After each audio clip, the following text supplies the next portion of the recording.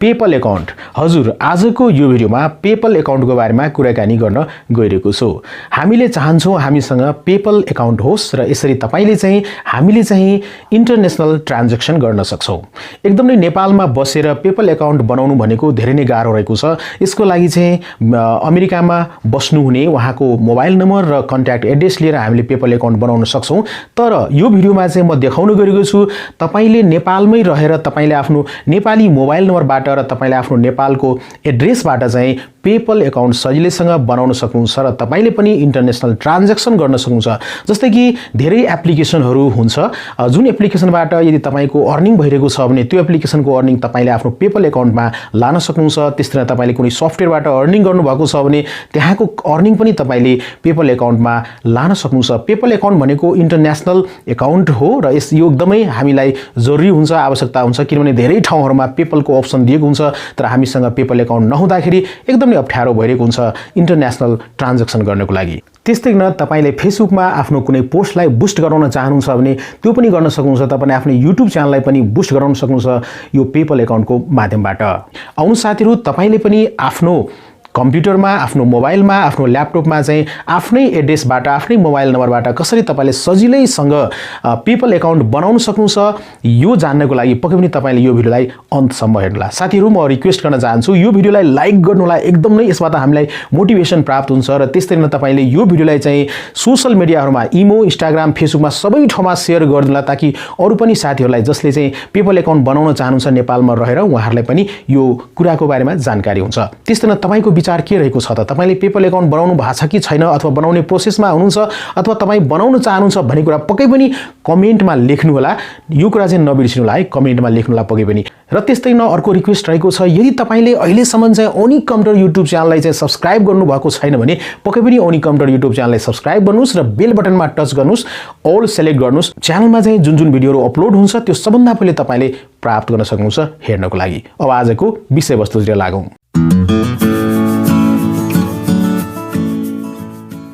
यसको लागि सबभन्दा पहिले तपाईले चाहिँ गुगल क्रोममा जानु होला।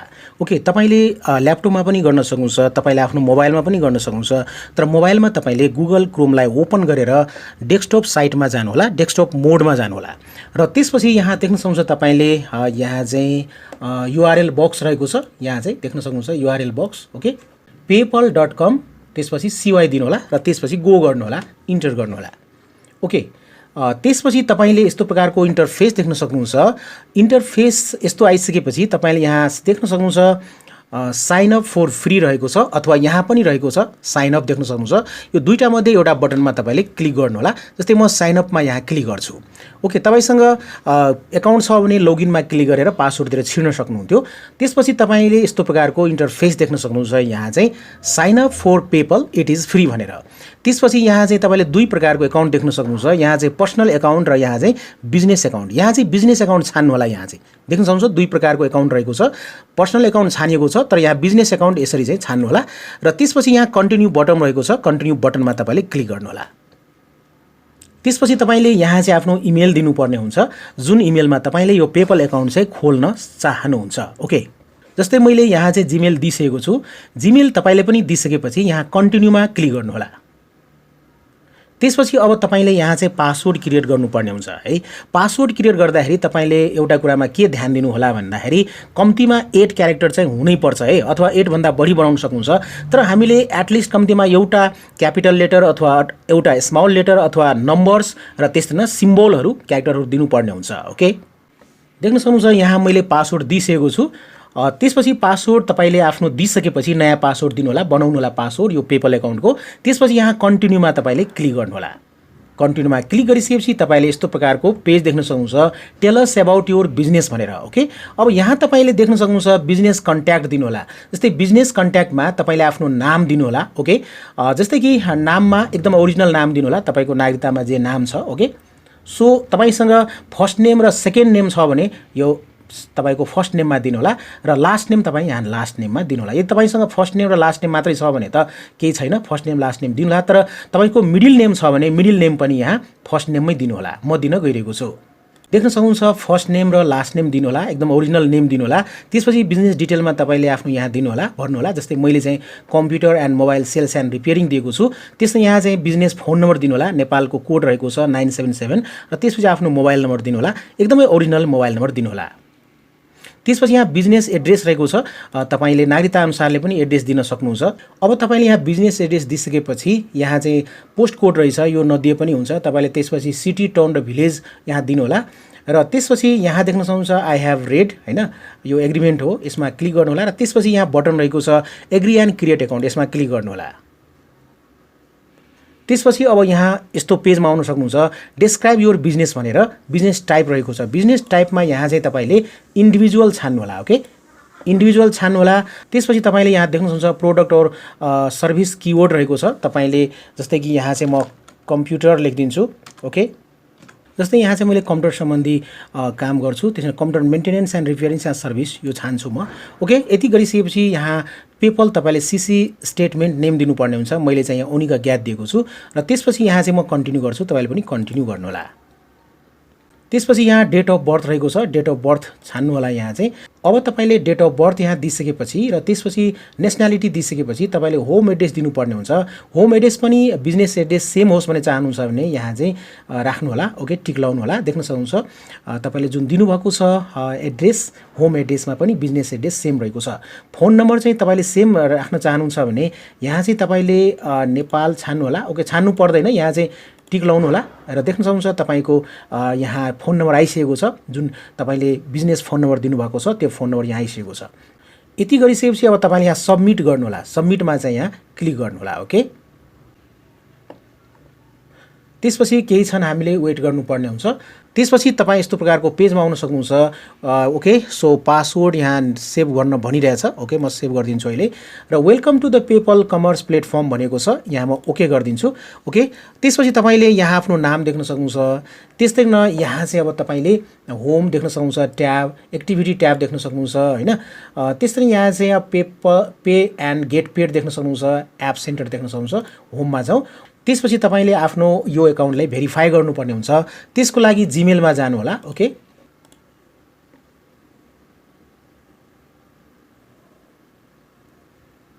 त्यसपछि तपाईले मेल यहाँ पाउन सक्नुहुन्छ। ओके, आफ्नो जीमेलमा जानु होला, जुन जीमेल तपाईले दिनुभएको छ। यसलाई म ओपन गर्छु। ओपन गरिसकेपछि यहाँ देख्न सक्नुहुन्छ त्यसपछि कन्फर्म योर जीमेल एड्रेस भनिएको छ।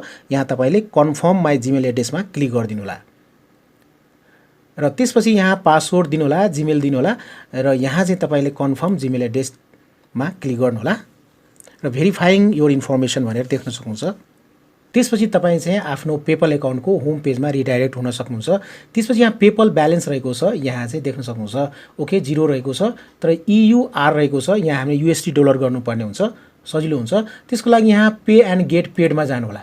ओके, त्यसपछि यहाँ ब्यालेन्समा जानु होला। ओके, र ब्यालेन्समा गइसकेपछि तपाईले यहाँ देख्न सक्नुहुन्छ र ब्यालेन्स पेजमा आइसकेपछि यहाँ देख्न सक्नुहुन्छ मनी 0 रहेको छ अवेलेबल र EUR रहेको छ, यसलाई हामी US डलर गरौँ। त्यसको लागि यहाँ चाहिँ मेक प्राइमरी, यहाँ अहिले चाहिँ युरो प्राइमरी रहेको छ, मेक प्राइमरीमा क्लिक गर्नु होला र त्यसपछि हामीले make US dollar your primary currency भनेर यहाँ मेक USD प्राइमरी गर्नु होला, डन गर्नु होला र देख्न सक्नुहुन्छ अब चाहिँ US डलर चाहिँ हाम्रो प्राइमरी रहेको छ।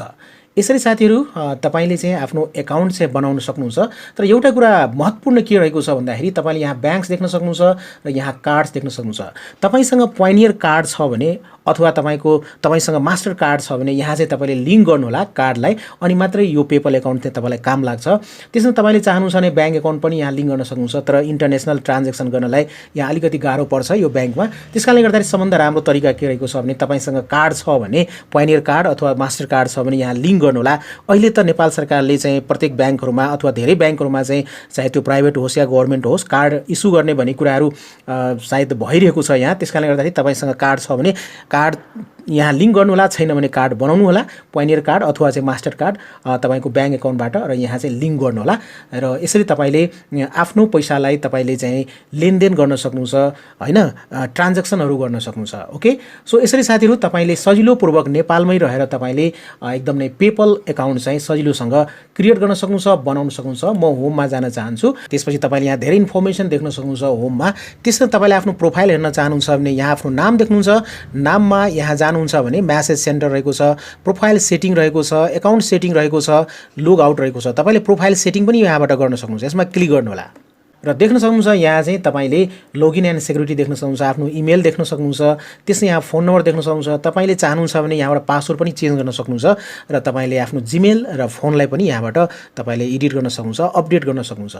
यसरी साथीहरु तपाईले नेपालमा रहेर आफ्नै एड्रेसमा आफ्नै नेपालको फोन नम्बरमा तपाईले पेपल अकाउन्ट सजिलैसँग बनाउन सक्नुहुन्छ भन्दै आजको यो भिडियोबाट म बिदा लिन चाहन्छु। Take care, good by, Jay Nepal.